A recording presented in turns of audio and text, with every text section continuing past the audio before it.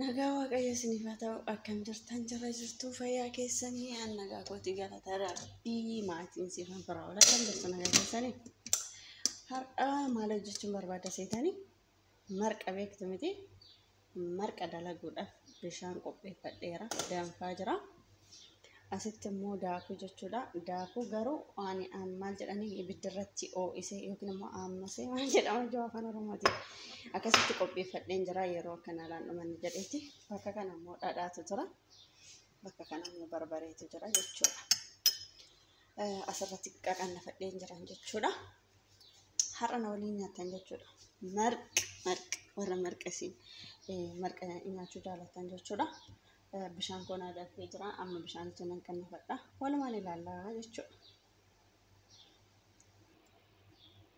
amma daakicheetti naqaatiin hin jira ijoollee maal jedhanii sila wanno ka ittiin marqan muka ittiin marqan yookiin immoo leemman jedhama akka afaan oromootti isaan qabnu kan ittiin marquu qabnu jechuudha suma argitan kanaan jechuudha akkasitti naqa akkuma argaa jirtan kana marqootti jira dhugaa leemmanis ta'uu baatiin marqa jechuudha dhugaa dubbachuuf taanaan akkasiin jedha akkasitti laasirriitti jechuudha marqaachi yoo sukkuumame jechuudha kan marqaa ta'ellee kan mi'aawullee jechuudha akkasiin jedha haga dhuma gaa qursicha kan mafaana nyaattanitti ani mafaana tura isiniin jedha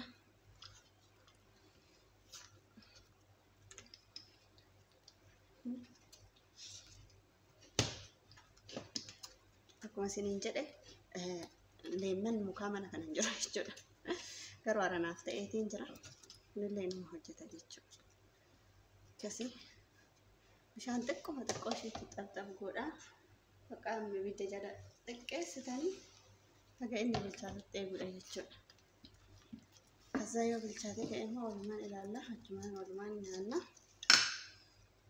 isiniin jedha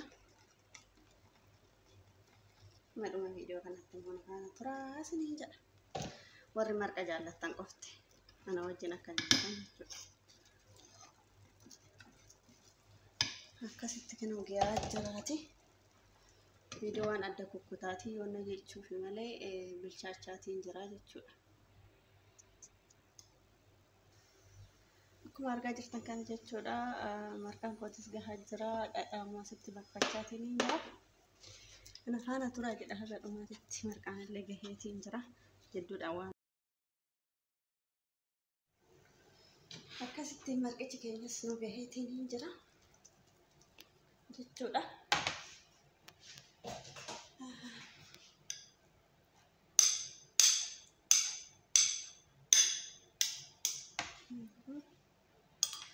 akkasittiin jechuudha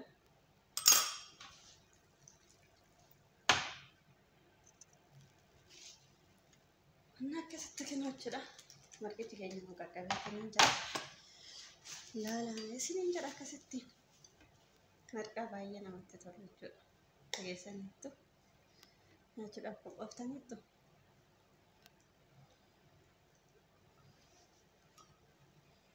akkasiin jedha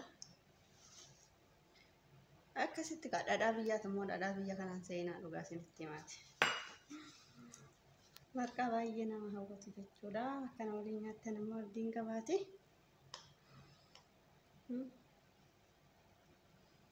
sa'aatii meeqarra tursiisa seetan dhugaa dubbachuuf taane jechuudha takka kan hojjetame hin beekne taasiniin jala nutti haasudha barbaree keenyatti goona yaa rabbi kiyyaa warra isin barbaachisa egaa koomentii jalatti naa barreessaatii koottaa isiniin jedhashi waa gochuun hin danda'amu gorora keessan akka liqimsine amma erga isanitti warra akka koo marqaa jaallattan jechuudha an baay'een marqaa jaalladhaani akkas nyaataalleen guddadhe waan ta'eef kanumaaf hin se'a baay'een marqaa jaalladhaa jechuudha barbaree kanatti baay'isuu laata maaliif jennaan barbareen illee ka biyyaatii dhadhaan illee ka biyyaatii akkasan isiniin jedha akka namatti tolu isinitti himuu hin danda'u. Eenyu kan dhufee nama waliin nyaatu baay'ee egaa eenyu kan wajjin dhufee nyaatu isiniin jedha. Akkasitti kan xumurreetiin jirra. Taada kophaa kiyya nyaadhu jechuudha. Hiriyaan kollee hin jirti. Dhadhaa akkasitti ilaala marqa akkasitti bareedu kanaati. Argitanitti miti dhugaa rabbii dhadhaa baay'ee namatti tolu. Dhadhaan illee kan biyyaatti marqichas baay'ee nama hawwata jechuudha. Dhugaa dubbachuuf taana. Akkasii nyaanna. Way marqa. Argitanitti dhugaa. Dhadhaa jechuun akkasii kaayammata.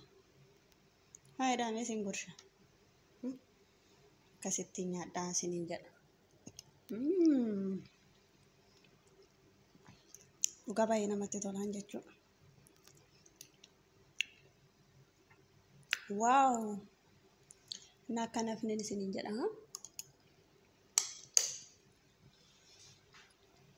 Amma wanta biraa immoo waan nu hojjedhu nu dhiyeessi jetta waan nyaata keessaa nagaa fadhaati. Baay'ee mi'aan dhugaa rabbii. Isa barbaree zuura natu akkasittiin akkas godhe malee baay'ee tokko la nyaaticha jechuudha. Sa'aatii meeqa ibiddarra tursiise jechuudha. Hin beeksisa dheeyyaadha. Warri shamarranii hin beektan jedhee yaada jechuudha. Nyaata bilchaatee fi kan hin bilchaanne jechuudha.